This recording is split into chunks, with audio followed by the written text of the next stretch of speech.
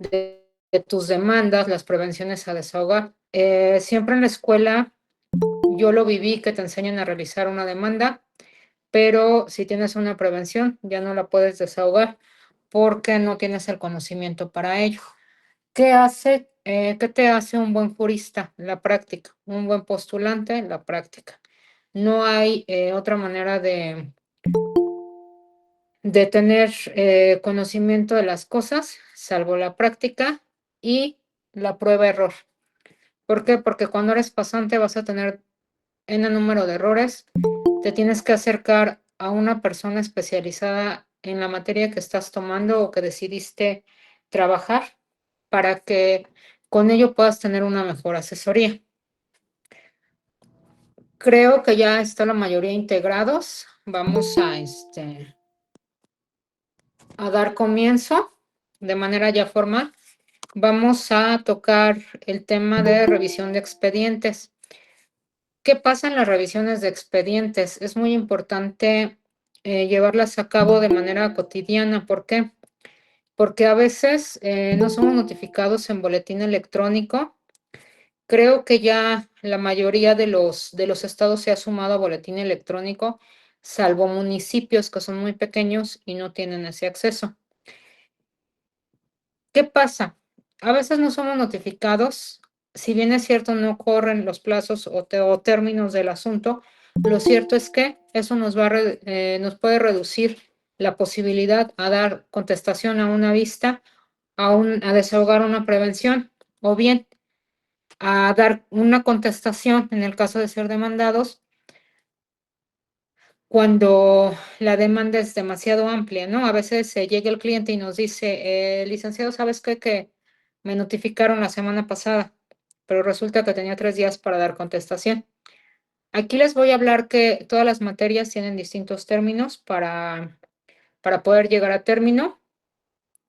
Todas las materias y todos los municipios y estados dan plazos totalmente distintos, incluso para que la sentencia quede firme. Yo aquí en Michoacán me he topado con que son plazos distintos a lo que es Querétaro, a lo que es Guanajuato, a lo que es Ciudad de México y a lo que es Estado de México.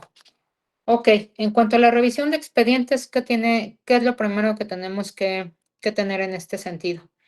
Primeramente, si nosotros elaboramos la demanda, pues por ende estamos autorizados. Para autorizarnos, aquí hay un detalle. Nosotros tenemos que saber si nos estamos autorizando como mandatarios, bajo qué ley. Recuerden que algunos estados tenemos código de familia, otros estados solamente se rigen por el Código Civil y el Código Civil Procesal. Entonces, tenemos siempre que ver el tema de cómo nos vamos a autorizar. ¿Por qué? Porque a veces resulta que cuando llegamos a audiencia no estamos autorizados como mandatarios judiciales, no llenamos los requisitos para ser mandatarios judiciales y ahí podemos tener un problema con el cliente porque no lo podemos representar. Bueno, ya una vez elaborada nuestra demanda y ya habiendo autorizado a las personas que nos van a apoyar en todo esto, hay estados que permiten hacer o ser mandatarios en conjunto, de manera conjunta con algún otro abogado, y hay estados que solamente permiten un solo mandatario. Hay estados que permiten 2 buzones electrónicos y hay estados que permiten uno. Entonces, dependiendo tu estado, tendrás que checar. Nosotros, les insisto, cuando llegamos tenemos ya que estar autorizados. ¿Y cómo vamos a conocer el número de expediente? En algunos estados, en cuanto nosotros ingresamos la demanda, sabemos el número de juzgado y el número de expediente. En algunos estados no. En algunos estados solamente nos turnan al número de juzgado y nos queda pendiente el número de expediente. Por lo general te dice la ley procesal que a los 3 días tú podrás conocer el primer acuerdo que le recayó a tu expediente. En algunos estados sucede a la letra, pero en algunos estados no. Uno de ellos es Querétaro y Ciudad de México. Hay ocasiones en que en Ciudad de México o en Querétaro por lo general el acuerdo del escrito inicial de demanda llega después de los 7 días y en Ciudad de México puede llegar en un mes, incluso en 4 meses. Ahorita más con el tema de las unidades con el cambio, perdón, del Código Nacional de Procedimientos Civiles, el manejo de las fugas, todo el manejo que se está haciendo, o el cambio que se está haciendo más bien en Ciudad de México, se están deteniendo mucho los procedimientos. Ok, ya que tú llegaste al juzgado, puedes checar primeramente, todos los juzgados se manejan, o la gran mayoría se manejan por secretarías nones o pares o secretaría A y B. Eh, en el caso de Guanajuato, que es de los estados que más litigo, eh, suele pasar que no hay secretaría A o B, solamente tienen el control en el archivo de pares o nones, ambas personas. Ok, llegamos, revisamos el expediente con nuestro número que nos dieron. Tenemos que preguntarlo porque hay ocasiones en que no lo sabemos. Denme un segundo, por favor.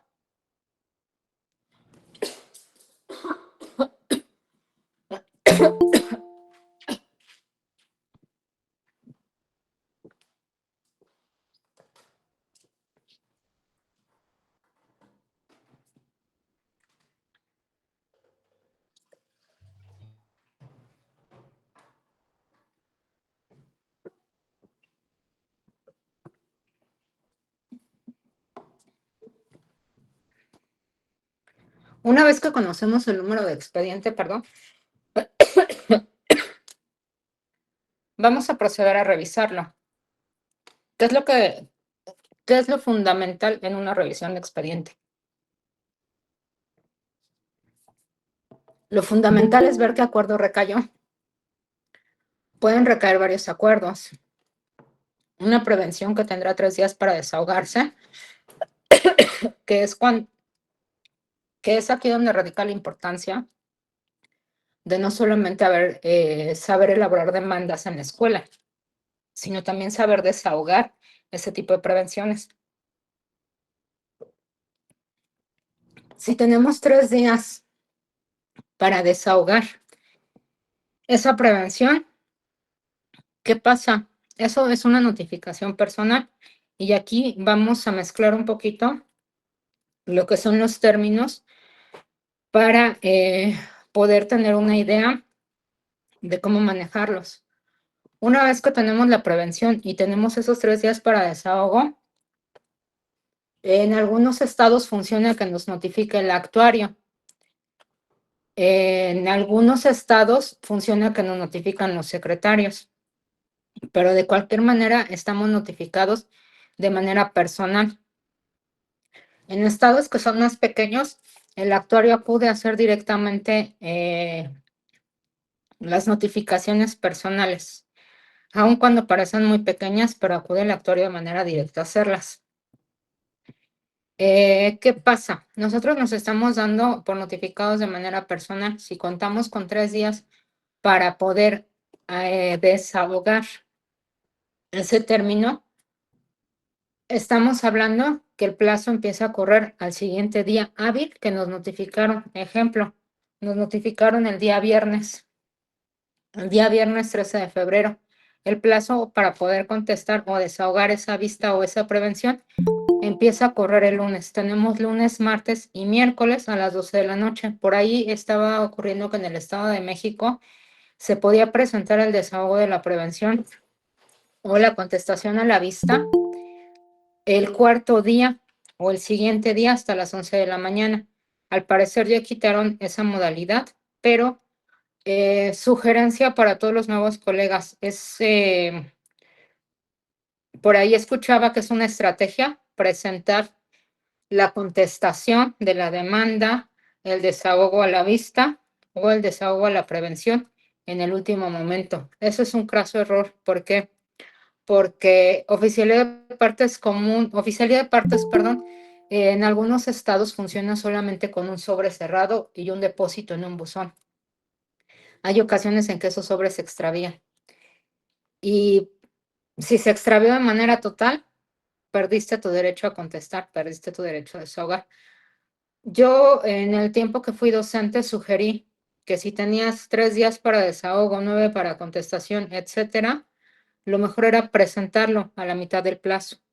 Ya en último momento, al séptimo día del plazo, en el caso de los 9 días, en el segundo día del plazo, a los 3 días. Dependiendo de los días que te concediera su señoría, era la posibilidad que tenías y tenías que tener esa situación muy, muy coordinada. Ok, ya llegaste, revisaste que probablemente tienes una prevención, que tienes esos 3 días para desahogarla. Esos 3 días también te sirven para reunir documentos en el caso de que estuviera la prevención sobre documental faltante. Tienes esos 3 días para preguntarle al cliente lo que salga de tu posibilidad conocer. Resulta que no tuviste prevención, no tuviste nada por el estilo y te dicen, vamos a notificar. Excelente. Te tienes que acercar con el actuario siempre, siempre, salvo Ciudad de México, que ya entró, les reitero, en el esquema del nuevo Código de Procedimientos Civil, del Código Nacional de Procedimientos Civiles, perdón. Te tendrás que acercar siempre al actuario. En Ciudad de México siempre nos acercamos al secretario para saber quién elaborará el turno, porque así se le denomina. También en el Estado de México, quién elaborará el turno y en qué momento se podrá poner en manos del actuario. En los estados más pequeños nos acercamos al actuario o bien, en el caso de Guanajuato, solicitamos algo que se llama ficha. Con esa ficha nosotros podemos acudir a Central de Actuarios y tenemos que acudir a Central de Actuarios y sacar nuestra cita. ¿Ok? En general, son como las 3 modalidades que se manejan. Lo que es Guanajuato, Ciudad de México y Michoacán, es como una fusión, o más bien son cosas distintas que se van a ir fusionando en los estados. Ok, ya que nosotros nos acercamos al actuario, por ahí hay un tema que todo el mundo puede decir que es alimentar la corrupción. Pero, ¿qué pasa? Si tú no te acercas al actuario y no lo apoyas, ya sea con dinero, con el traslado, con lo que tú puedas o con lo que el cliente te favorezca, el tema es que el actuario te va a dilatar tu notificación. Entonces, ¿qué es lo que a ti te urge cuando demandas? Que el actuario emplace, que el actuario notifique. ¿Qué te urge cuando necesitas ejecutar una sentencia? Que el actuario embargue. O sea, eso es lo que tú necesitas. Te tienes que acercar, perdón, siempre al actuario con la finalidad de que tú puedas llevar rápido tu procedimiento. Ok, ya que te acercaste al actuario, probablemente te dé cita para que lo recojas, probablemente te dé cita para que vaya él y te pondrá el expediente a la vista para que tú puedas ponerle el recurso. Muchas veces los pasantes cuando empiezan pretenden darle el recurso en mano y pues todo el juzgado observa, ¿no? A lo mejor es un detalle muy tonto, muy, muy vano, pero es muy importante. Recurso a la mitad del expediente. Muchísimas gracias. Tomo tu teléfono y estamos en contacto. ¿Qué pasa en el caso de Ciudad de México? En el caso de Ciudad de México, derivado de la creación de las UGAs, es muy complicado acercarte en estos momentos al actuario. Están demasiado desfasadas las diligencias de notificación de emplazamiento e incluso embargo. Entonces, aquí debemos de ser un poco más pacientes para todos aquellos colegas que están en Ciudad de México. Debemos de ser un poco más pacientes para poder llevar a cabo todas nuestras notificaciones y emplazamientos. Eh, yo, por ejemplo, tengo la ideología de que al funcionario se le trata bien. ¿Por qué? Porque si tú te acercas al funcionario de una manera hostil, de esa misma manera te va a responder. Por obvias razones, si el funcionario es hostil contigo, sí tendrás que presentar la queja con el juez. Siempre será eso. Materia civil, materia familiar, tendrás que presentar la queja con el juez. Tendrás que pedir hablar con el juez. ¿Por qué no sugiero ser hostiles? El abogado no gana nada con ser hostil. El abogado no gana nada con tomar el asunto de manera personal e ir, perdón, contra los funcionarios e ir contra el contrario. No, o sea, no ganamos nada. Creo que la base del derecho es la conciliación. No es necesario llevar un juicio súper largo que al final del día va a desgastar a tu cliente, no te va a recomendar. Si bien es cierto, vas a percibir honorarios, lo cierto es también que puede llegar el punto en que pierdas esa captación de honorarios. ¿Por qué? Porque el cliente está fastidiado del procedimiento tan engorroso. Cuando tú tomas un cliente, debes de decirle los pros y los contras de su asunto y un aproximado de la duración. Ok, ya el actuario notificó. ¿Qué procede? Viene la contestación de la demanda que les dan 9 días, 3 días en algunos casos. Tendrás siempre que revisar cuántos días tiene tu contrario y volvemos al tema del término, hacer tu conteo para saber en qué momento puedes acusar la rebeldía de tu contrario. ¿Qué pasa? Muchos abogados aquí piensan que ya lo emplazaron y mañana tiene que contestar. No, para nada. Tiene sus días para contestar y aparte tendrá los días para que tú puedas observar tu acuerdo y con ello puedas denunciar la rebeldía o manifestar la rebeldía de tu contrario y el procedimiento pueda seguir su curso. Cuando el cliente es rebelde, en algunas ocasiones facilita el procedimiento. Ejemplo, divorcios cuando no hay hijos, no hay bienes. Cuando el cliente es rebelde, hay también ocasiones que no facilita los procedimientos. Ejemplo, pensión alimenticia. ¿Por qué? Porque tienes que llevar a cabo hasta la sentencia para poder hacer la ejecución de la misma y por ende tendrás que embargar bienes suficientes o bien tendrás que hacer embargo de cuentas bancarias o inmuebles. Todo procedimiento es distinto, todo procedimiento es distinto. Y esto lo menciono, ¿por qué? Porque muchos abogados están estandarizando los honorarios. Muchos abogados piensan, es un divorcio fácil, no pasa nada, o el cliente les hace ver que es un divorcio fácil. Y ustedes, como no conocen la dinámica realmente y no han adquirido la experiencia, le creen al cliente que es un divorcio fácil y le dicen, dame 5,000 pesos. Y resulta que el señor no se da por notificado. Ustedes ya sabían que había hijos y bienes. No se da por notificado, probablemente el juez, porque hay jueces, ya he caído con varios jueces que hasta que, o más bien, se da por notificado la persona, pero resulta ser que no se presenta, no contesta, se ve en rebeldía. Algunos jueces otorgan el divorcio, otros más no lo otorgan, otros más esperan a que se le vuelva a notificar, se le da tiempo para justificarse y eso es un alargar el procedimiento tremendo, o sea, porque ni puedes divorciar al cliente ni puedes llevar el hilo o la secuencia del procedimiento y tú ya cobraste 5,000 pesos y ya llevas más de 6 meses. O resulta ser que tú cobraste 5,000 pesos y ya te metieron de un incidente por una mala praxis de notificación. Entonces, ¿qué va a pasar ahí? ¿Tú con 5,000 pesos vas a resolver el incidente? Eso es lo que he estado viendo en las nuevas generaciones, que piensan que por cargarse de trabajo son buenos abogados. No somos buenos abogados por cargarnos de trabajo. Algo muy importante es que primeramente debemos de procurar nuestra estabilidad económica y después la del cliente.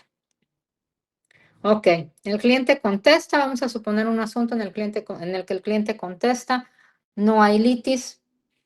De manera posterior, nos citan a audiencia, la juez va a dictar todos los puntos o va a mencionar todos los puntos que no tienen litis y solamente va a terminar con los puntos que posiblemente tuvieran litis.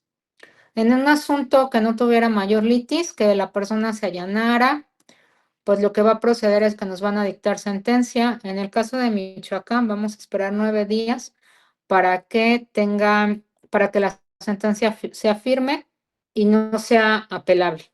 ¿Ok? Y de manera posterior, bueno, pues ya vamos a proceder en el ejemplo de los divorcios. divorcios, vamos a proceder a hacer inscripciones. Algunas entidades tienen inscripción marginal únicamente, otras tienen acta de divorcio. Pero en un asunto que haya litis, necesitamos también eh, tener el cuidado siempre, siempre, siempre del expediente. ¿Por qué?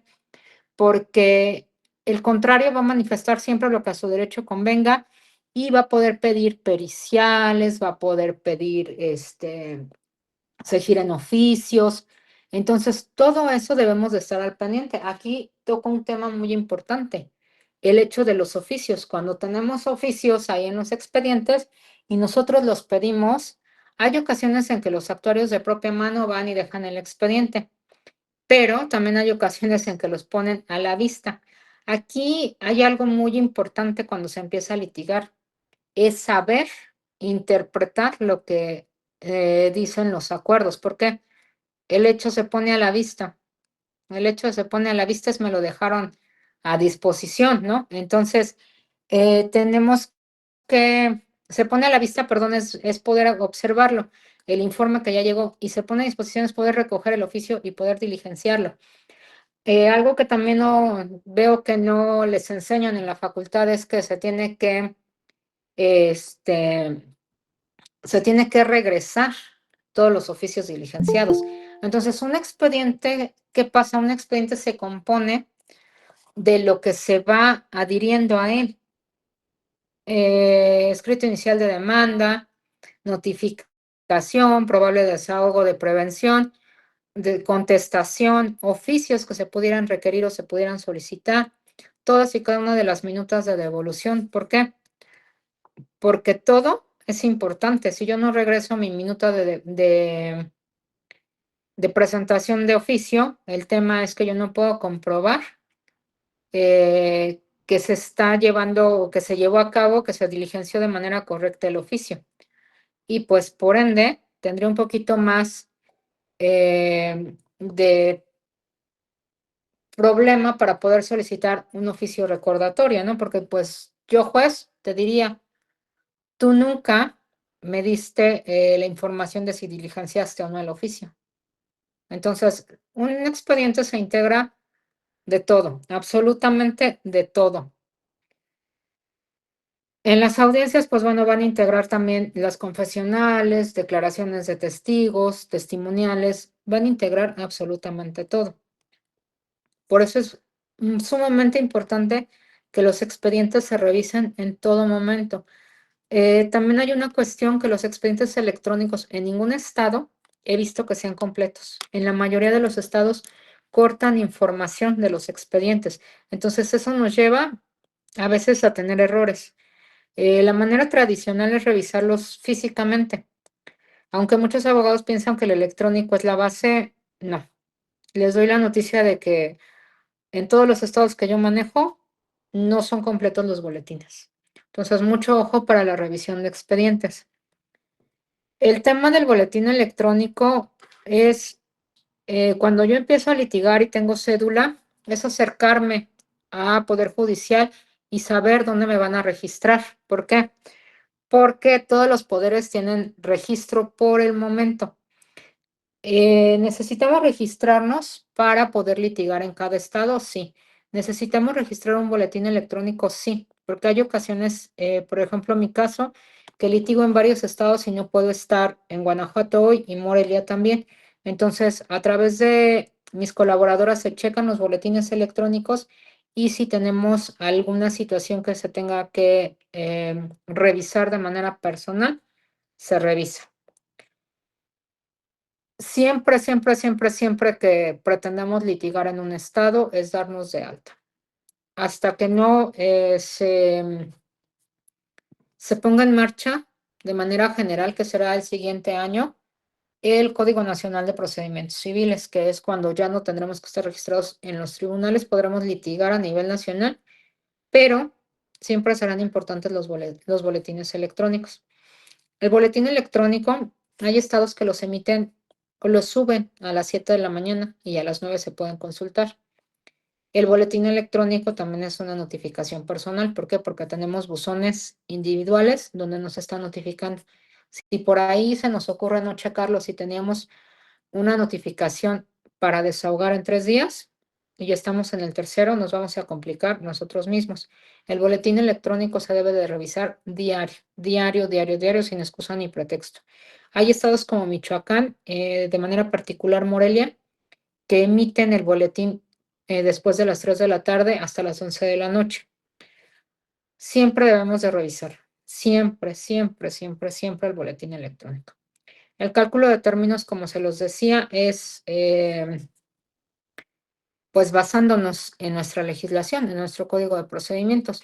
En el caso de Michoacán, tiene dos códigos de procedimientos, el código de procedimiento familiar y el código de procedimiento civil. En el caso de Ciudad de México, solamente manejamos el código de procedimientos civiles. En el estado de Querétaro solamente se maneja el código de procedimientos civiles y en el estado de Guanajuato se maneja el código civil y el código de procedimientos civiles, al igual que en el estado de México.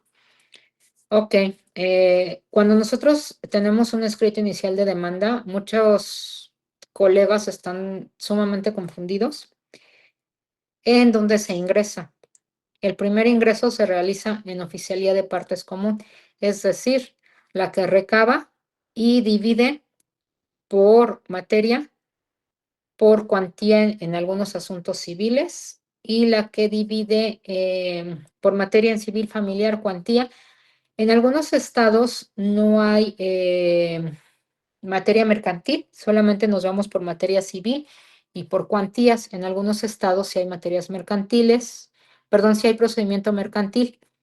Hay estados que concentran los municipios para dar atención mercantil. Es el caso de Guanajuato. Guanajuato concentra en el número de municipios en Celaya, León e Irapuato para dar atención en materia mercantil. Ciertos juzgados pertenecen a Irapuato, ciertos juzgados pertenecen a León, ciertos juzgados pertenecen a Celaya.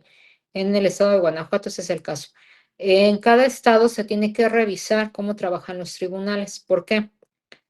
Porque la oficialía de partes común opera en cada materia, opera en cada tribunal en algunos estados.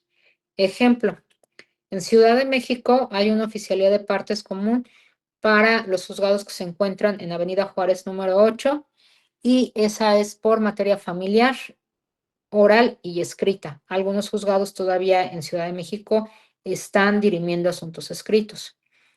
La oficialidad de partes en materia civil está, de partes común, está en Niños Héroes. Y así sucesivamente vamos teniendo varias mercantiles, están en patriotismo. En el caso de Guanajuato, de manera particular, Irapuato concentra sus juzgados civiles, mercantiles y familiares en una sola torre. En el caso de Morelia, los concentra en una sola torre. En el caso de los Reyes, también los concentra en una torre los civiles y los familiares los tiene en otro lugar, si no mal recuerdo. En el caso de Querétaro, Querétaro tiene civiles y familiares juntos. También están en el centro de Querétaro. Y ya sí, así vamos, se van atendiendo por materia. Es decir, si yo tuviera un asunto mercantil en Valle de Santiago, tendría que saber a qué municipio corresponde, Irapuato, León o Celaya. En este caso, Valle de Santiago corresponde a Irapuato y pues vamos a tener que presentar nuestra demanda en materia mercantil en la Oficialía de Partes Común de Irapuato. ¿Por qué es importante ubicar los edificios y las oficialías? Se los reitero, por el tipo de materia. Algunos estados, como es el caso de Pátzcuaro, creo que nada más, si no, ahorita hacemos correcciones, nada más tienen un solo juzgado, llegas y presentas una sola torre de juzgados. Les reitero, no podemos estar dando vueltas en presentar una demanda y eso estarle quitando tiempo al cliente. Debemos de revisar siempre nuestro código. ¿Por qué? Por la vía. Hay asuntos que van en vía especial en algunos estados, hay asuntos que no son vía especial porque no la aplica. Entonces, todo eso, como abogados postulantes, tenemos que estar ciertos. Nuestro escrito inicial de demanda, se lo reitero, va a ingresar en oficialía de partes común y debe de ir con las copias de traslado que se requieran. En algunos estados se corre copia de traslado a DIF, al Ministerio Público, obviamente a la persona que se le va a notificar y emplazar a juicio. Y pues obviamente tendrás tu acuse y tu original para ingresar al expediente. En algunos estados prefieren imponerse todas las autoridades en un mismo expediente, se van imponiendo poco a poco una vez que se radica la demanda. Y pues en ese sentido siempre debemos de preguntar cuántas copias de traslado se tienen que correr antes de presentar la demanda. Muchos piensan que solamente llegan y tienen que correr traslado, al contrario, no.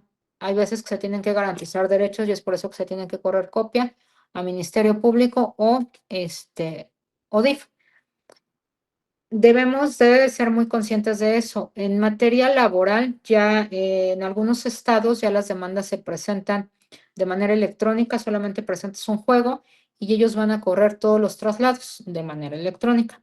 Entonces, siempre debemos de cerciorarnos, siempre, siempre, siempre. No hay pregunta más tonta que la que no se hace. ¿Quiénes son los más indicados para decirnos cómo operan los procedimientos o qué estamos necesitando o requiriendo en ese momento? Los secretarios. Los secretarios son personas que ya llevan muchísimo tiempo en los juzgados derivados de la carrera judicial y conocen perfectamente bien los movimientos. Hay ocasiones en que los secretarios son nuevos y lo mejor es accesar al juez y preguntar qué es lo que me está requiriendo, qué es lo que se necesita. ¿Ok? ¿Qué más podría yo comentarles? Respecto a la captación de clientes es desde la asesoría. ¿Por qué? Porque si tú tienes un cliente al que le regalas la asesoría, es un cliente que ya no vas a poder tener. El cliente ya tiene la asesoría regalada. 1 de cada 10 clientes que le regalas la asesoría podrás captar. La gente está muy mal acostumbrada porque piensa que los abogados tenemos la obligación, al igual que los médicos, al igual que muchos profesionistas, de regalar nuestro tiempo, nuestros recursos y demás. Piensan que el abogado debe de ser gratuito, se acercan a nosotros para que les regalemos una asesoría y aquí hay muchos temas. Primeramente, es el cliente más mal agradecido que te puedes topar, porque si en la asesoría tú no le dices lo que quiere escuchar o en el transcurso del procedimiento las cosas no le salen como él las necesitaba, 1, lo vas a perder; 2, te va a quemar; 3, te va a decir lo que menos te imaginas la vez que se vuelvan a ver. Entonces, una asesoría jamás se regala. Todas las asesorías, dependiendo tu estado, debes considerar tu costo. Ejemplo, Guanajuato, una asesoría en materia familiar, 500 pesos. ¿Por qué? Porque el que tú le cobres a un cliente lo justo te va a llevar a 2 beneficios. 1, que el cliente valore tu trabajo y 2, que tú tengas dinero en tu bolsa, porque sin temor a equivocarme, nadie de los que están presentes trabaja por gusto. Y con eso también vas a tener la seguridad de que si el cliente por lo menos no te agradece, tú llenaste tu requerimiento del día. Por decirlo de alguna manera, muchos abogados no llenamos el requerimiento con una asesoría. Ok, el cliente que te dice que no al pago de asesoría es un cliente que vas a descartar total y completamente. ¿Por qué? Porque si no tuvo para cubrir el monto de la asesoría, no tendrá para cubrir el resto de los honorarios. Lo que es gratis no se agradece, de verdad se los digo. Incluso la gente, cuando tú le das algo gratis, ya no pide, llega y te exige. No somos agradecidos. En general, los seres humanos no somos agradecidos. Contamos con los dedos de las manos las personas que son agradecidas, ¿ok? Entonces, para empezar, eso es lo que puedes aplicar para poder captar un cliente y un cliente que sea potencial. ¿Por qué? Porque el cliente que llega y te dice, abogado, es que está invadida mi casa. ¿Cuánto vale su casa? 2 millones de pesos. Ah, ok. Le voy a cobrar el 20% y vamos empezando con el anticipo. Te va a decir, no, es que no tengo hasta que la recupere. Imagínate, la va a recuperar en el supuesto que la venda. ¿En qué momento se va a vender?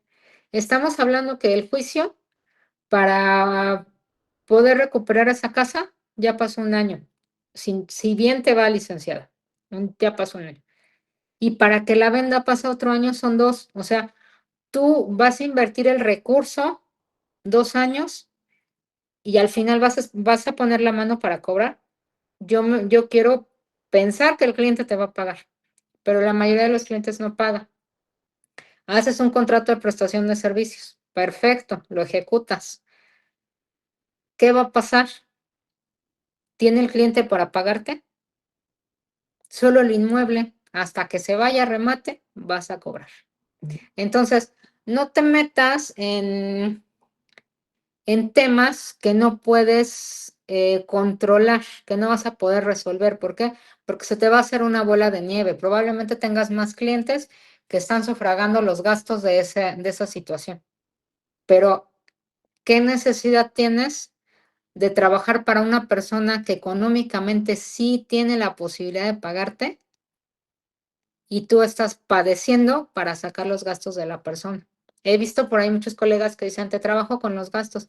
Tampoco resulta productivo, colegas, porque el problema no es que te ayuden con los gastos, porque ellos toman el hecho de pagar sus gastos con que te ayudan a pagar los gastos. No, yo cuando llegué a Morelia, cuando estuve en México, cuando estuve en Guanajuato, siempre les dije a todos mis colaboradores, recuerden, el cliente tiene el problema, tú tienes la solución.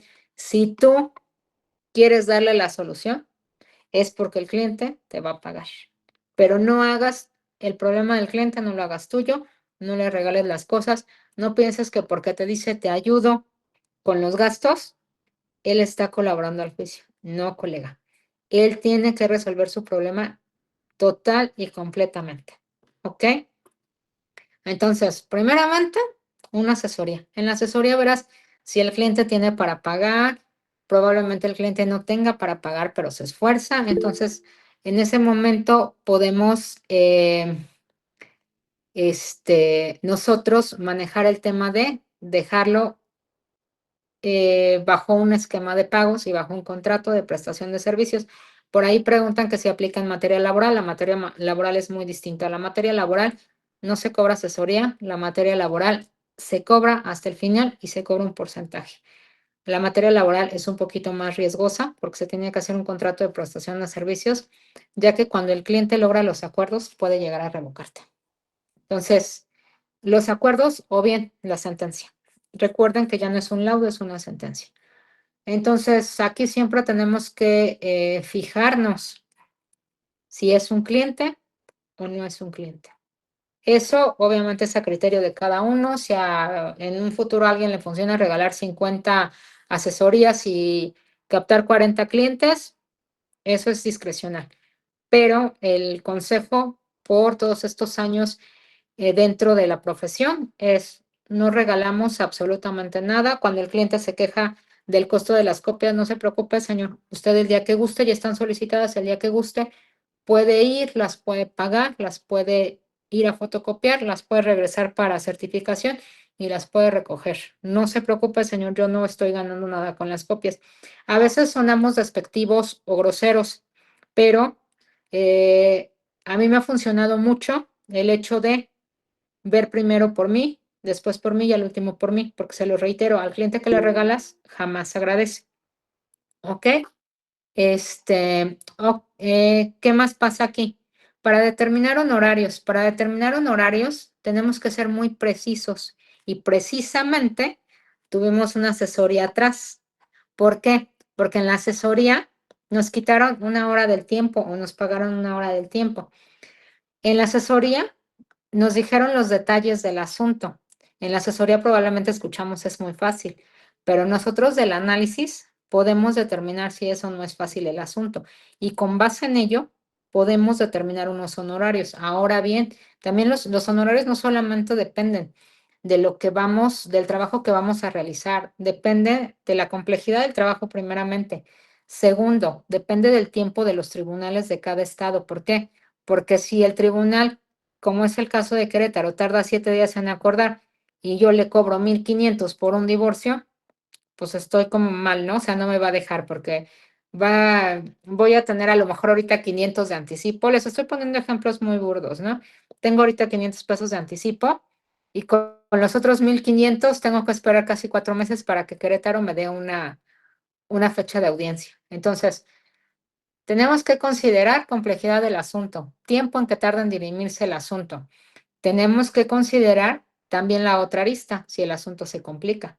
Tenemos que considerar contra quién vamos. Ejemplo, yo por lo general en pensiones alimenticias las tomo cuando voy contra empresarios o cuando voy contra personas de empleo fijo. ¿Por qué? Cuando voy contra una persona de empleo fijo, sé que a pesar de que se tarde el asunto, ya la señora está recibiendo su dinero, le están descontando a la contraparte y por ende me está cubriendo a mi honorarios. Cuando voy contra un empresario, sé que me voy a tardar en el número de tiempo, pero sé que voy a cobrar y puedo solicitar también un porcentaje en el caso de las pensiones retroactivas o puedo solicitar un porcentaje de toda la pensión corriente en el momento del embargo. O sea, siempre debemos de valorar. A veces, y estoy en contra de los colegas que cobran por igual a mensual. ¿Por qué? Porque entonces eso hace que se atrasen los asuntos, le atrasan el asunto al cliente. Puede ser que te recomiende, pero lo dudo. Para mí, y siempre ha sido algo fundamental, decir, saca el asunto. ¿Por qué? Porque así no tienes papeles, no tienes documentos ahí estorbándote y te llega otro asunto. Entonces, conclusión, los honorarios se determinan por complejidad, por tiempo que tarda el asunto y por conocer contra quién vas. No siempre vas contra la misma persona. Los honorarios no son estandarizados.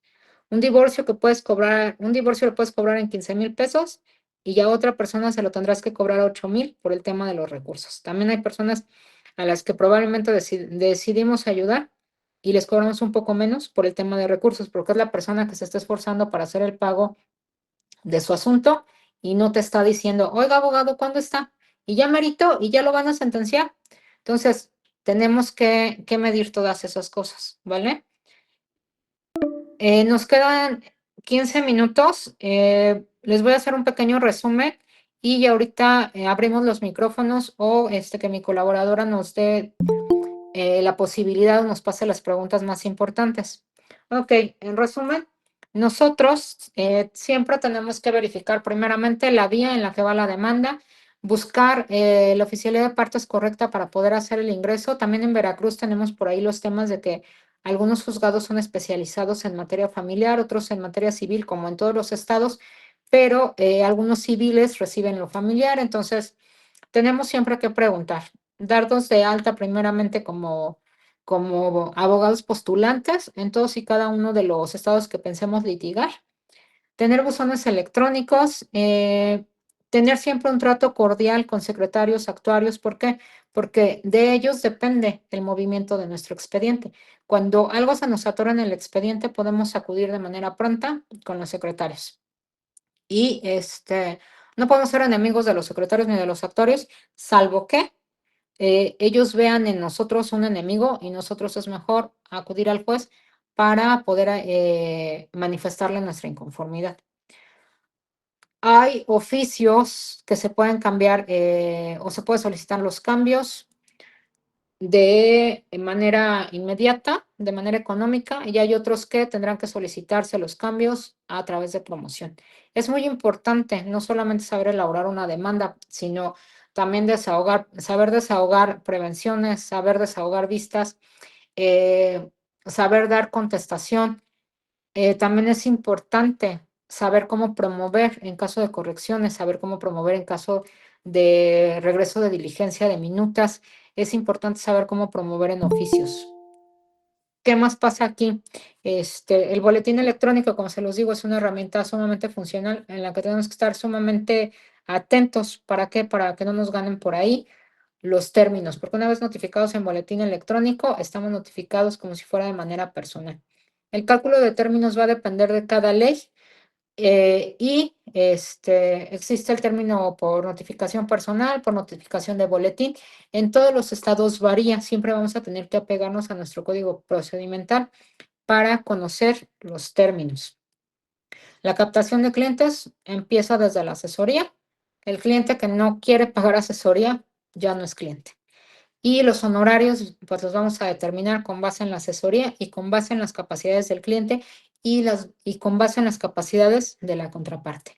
No solamente tomemos en cuenta la capacidad del cliente, también la capacidad de la contraparte, porque lo cierto es también que podemos tener un cliente que no está percibiendo mucho, pero podemos tener una contraparte que va a hacer un buen pago y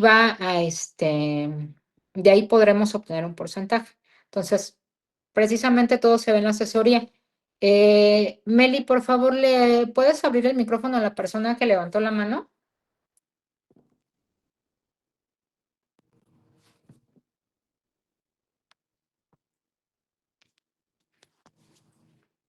Meli, Meli.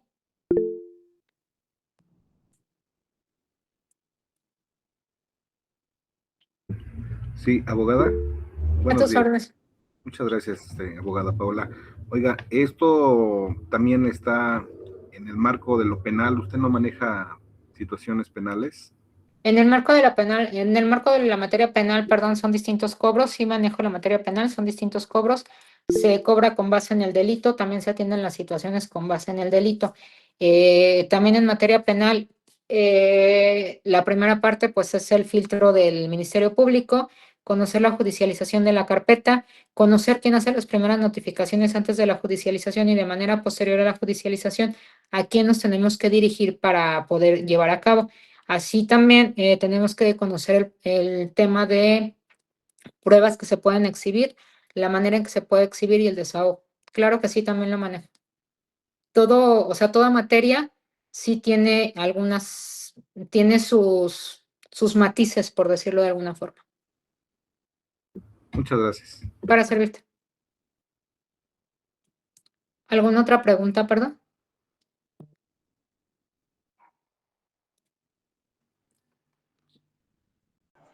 Bueno, yo tengo una pregunta, no sé si me escuche. Sí, Bueno, mira, ¿qué tal? Yo soy estudiante de León, Guanajuato.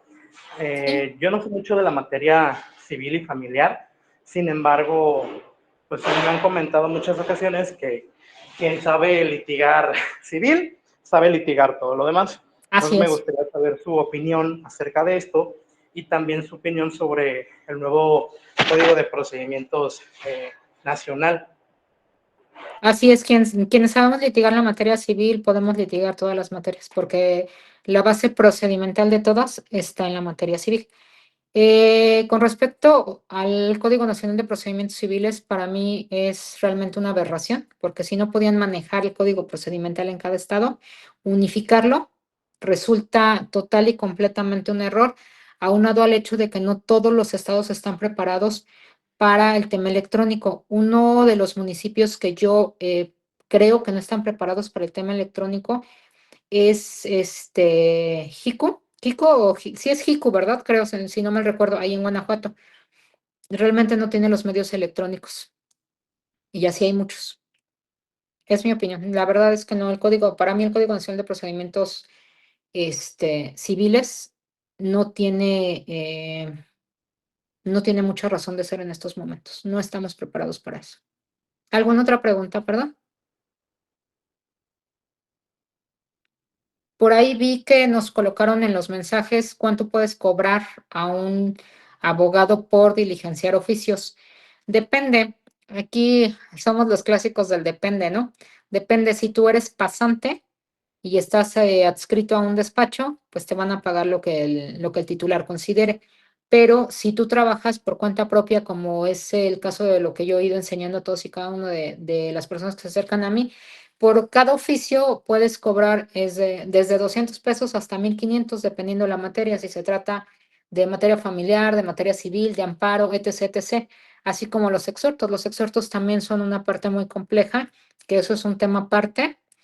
Bueno, les comento aquí que vamos a hacer un curso de ya un poquito más armado, con un costo de 300 pesos. Les pasaremos los horarios en el que se van a ver varios temas, es decir, exhortos, redacciones, ya van a estar un poquito más enfocados, porque yo en general sí noto que hay como muchos temas para poder estructurar una demanda y para poder diligenciar exhortos, tanto en Ciudad de México por el cambio al procedimiento electrónico como en los demás estados. La gente realmente o los nuevos abogados, incluso viejos colegas, no saben cómo diligenciar un exhorto, cuál es la manera correcta de diligenciar un exhorto. Ya por ahí subieron la promoción. Entonces, no sé, ¿alguna otra duda? Perdón.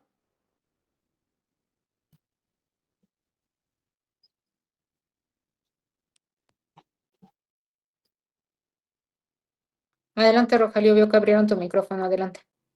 Sí, muchas gracias, abogada. Mi pregunta es, ¿cómo ve usted la viabilidad en el nuevo Código de Procedimientos Nacionales en el tema de la oralidad? La oralidad ya está implementada en casi todos los estados. Aquí el tema es que tampoco estaban preparados los jueces para llevar la oralidad y ahorita con la reforma están menos preparados para llevar la oralidad. La oralidad pues se desprende, lo sabemos, del país vecino, empieza a correr en los estados del norte y en el Bajío, que son de los pioneros en materia oral, pero realmente son pocos los jueces, me atrevo a decirlo, que están preparados en la materia oral. Ahora también se habla del cero papel. No estamos preparados.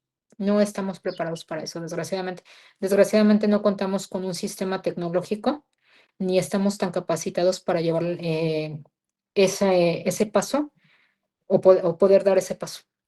En materia oral, incluso yo lo veo que muchos colegas les llaman la atención porque les dicen, no leas, abogado. Desgraciadamente no tenemos todo en la cabeza y el sistema oral eso nos pide. Sí, ya se vuelve un poco complicado las audiencias. En mi caso ya tengo un rato en el sistema oral, porque les digo, estuve ya en Guanajuato, en Ciudad de México, en varios lugares, pero pues para las nuevas generaciones todavía es un poquito complicado empalmar el sistema oral y para los que somos de la vieja escuela es mucho más difícil empalmar ahorita el sistema oral con el sistema escrito. Sí, no, yo lo veo muy complejo que todo se vuelva oral. Se tiene que volver, ¿no? Pero sí vamos a partir del error acierto, ¿no? Y van a ser más errores Claro, que aciertos. claro. ¿Alguien más? Muchas Perdón, gracias. para servirte a alguien más. Sí, puedo Yo yo. tengo otra duda. Perdón. ¿Perdón? Yo tengo una duda. Dime.